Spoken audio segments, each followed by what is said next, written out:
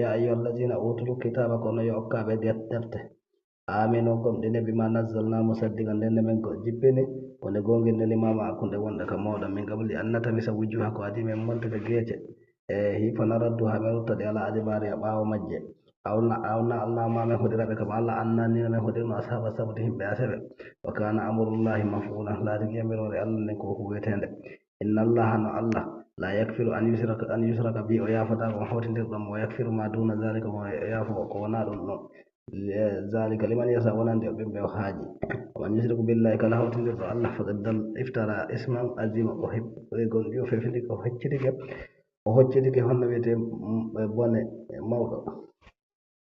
ألم ترى هياني إلى الذين فاتوا يزكون أنفسهم بند هورم ولن دلنا آدم أهياني بند هورم بل الله يزكي ونساكون الله بند كلام موحد ولا يظلمون فتيلا سورة تاكي كفتة أبدر هن بيتي تمارو كيف تمارو نندير تمارا وانظر ناري كيف يفترون على الله الكذب هن بون هجتنا بهوي الله فناند وكفى به اسما يوني جنوب مبين يلتتو ألم ترى أهيان ولن دينا لادم أهيان إلا الذين فاتوا بموتو نسيب أكاب قبل من الكتاب كدفت يؤمنون بالجبت والتاخوت يبقون إن يرودي ويقولون هبويد للذين كفروا هم يدوا بهم هؤلاء كبيرو أحدا من الذين آمنوا سبيلا بولكم بولي فيود بينكم بلاول أولئك الذين لعنهم الله كمن تقول بالله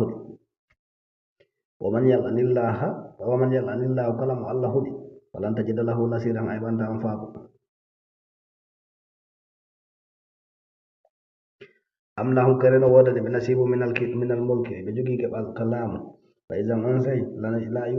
لا يؤتون الناس نكيرا جنة تانهم بكفة نندير تمر